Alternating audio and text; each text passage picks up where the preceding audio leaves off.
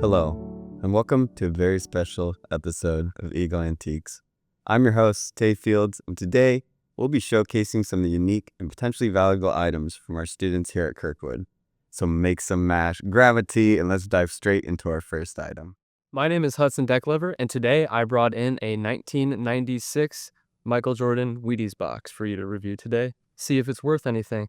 My father and I purchased it at a flea market, and we're not really sure of its value. Yeah, so getting straight into this, this is quite a cool piece. Wheaties has been known for collaborating with a bunch of different athletes to promote their quote-unquote healthy cereal. It's not. But this in particular, typically you'd see a lot of Michael Jordan stuff. Especially with Wheaties. They've had, I think, 6 or 7 different type of Wheaties boxes that made specifically for Michael Jordan. This one's kind of cool because it's the 1996 Chicago Bulls championships. But one major problem I do see with it is that it is already open, which that decreases the value a ton. And another thing that would actually increase this value is if it was actually signed by Michael Jordan, which, you'd have to go find wherever he's hiding about and, ask him for an autograph. But it would raise the value a lot. I know some specific Michael Jordan trading cards, if they're signed by Michael Jordan, can sell upwards to like $2,000, $3,000, even $10,000, depending on what card it is. But for your Wheaties box here, typically you'll go to the store and spend like $5 on a box of Wheaties. And they make a ton of these, so they don't really raise the price just because of the athlete on it. But online, you might expect for an open box in this condition to get $30 out of it at most. All right. Yeah, Thank you very much, sir. no problem. Hello, my name is Jacob Imhoff, and today I brought in Alvin and the Chipmunk cups that I got from my great-grandma. I want to see how much they'd be worth. So this collection is quite fascinating. This is actually a music collection, so you can see all the different chipmunks playing their own instruments. You even got the Chipettes at the very end.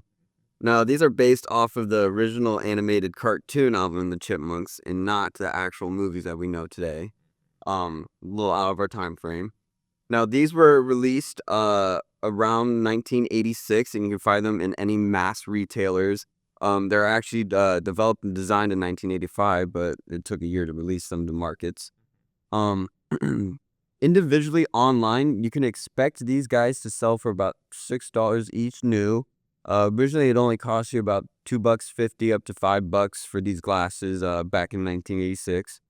But today, for this whole collection and the condition it's in right now, I would say you can get about $70 to $60 for it. That's great. Thank you. Yeah, it's great find. Hi, I'm Amani. I just brought this for my brother. He likes to collect toys, so I just wanted to see how much it cost. Yeah, so this is actually quite cool. So it's made by a company called Starting Lineup. They're no longer in business. Back in 2017, I think they filed for bankruptcy, so they no longer make these toys anymore. With this guy here, now you won't expect to get too much out of it just because there is clear yellowing around the packaging, and also the edges are kind of just deteriorating, which is fine. But with the athletes as well, I think you have Joe Dunhams and Grant Hill. They're not super big name stars. If you had a starting lineup Michael Jordan signed action figure, those sell for like $7,000 to $8,000 online. Now, doing some research on this guy, you typically pick these up for about anywhere from $10 to $15. But today, if you're gonna sell this this specific action figure, you can expect to only get about $30 to $40 out of it. All right, thank you. Hi, my name is Marvin, and I was cleaning out my grandmama's garage, and I found this excellent ebony book that I'm trying to see that I can get off. How much are you willing to give me for that?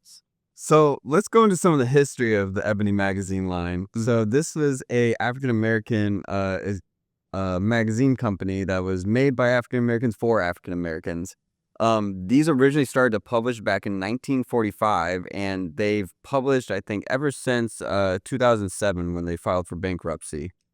So these would talk about economics of the time. It would talk about different like head figures, different athletes, different innovations, and it's all centered around African American artists. So yeah, this particular piece is not really worth too much just because it is 1978. You can see ebony magazines from 1945 and 1946 selling for like $10,000, $12,000. But for this guy specifically, considering it does have Muhammad Ali on the front, you could probably get like 50, $60 out of it. That's it? I mean, it got the greatest of all time on there. I know, and it even on the front cover says the greatest heavyweights of all time, but Gotta be a little bit more. yeah, No. not great enough. Okay. Thank you, though. I Yes, appreciate sorry, sir. I'm gonna have to Well, hi, I'm Morgan. I was walking outside the other day, I tell you what, and I found this little glint out the corner of my eye, and it's a ring of sorts. I'm wondering if you could tell me anything about it. So this ring's quite fascinating. So this is actually the Ring of Power from the Hobbit series. Originally, its first appearance was back in 1937, but this was forged by the Dark Lord Sauron during the Second Age in Middle-earth to rule all the other rings. So this is the one ring to rule them all. Now, this has very big significance within the Lord of the Rings and the Hobbit series. And if you were to get a replica or a recreation of this ring, you could typically see them selling for like $10 to $300 depending on the material that's used. So with this one in particular, it feels like it might be made out of some sort of synthetic metal material. So I'd probably only give you like $20 for it. With that much power, it's got to be worth something more, right? I know, and it's literally the ring to rule them all. So all the other rings of power, this is the one that controls all of them. So it sucks that it's not worth more, but you know, you can become invisible if you wear it, and also potentially crazy. Well, that sounds like a pretty good deal to me. Yeah, well, feel free to keep it then. Thank you. Hi, I'm Tia, and today I brought an old-fashioned Spider-Man figure. My brothers love Spider-Man. We love Spider-Man so much. They have so many, and I was just wondering how much it might be worth.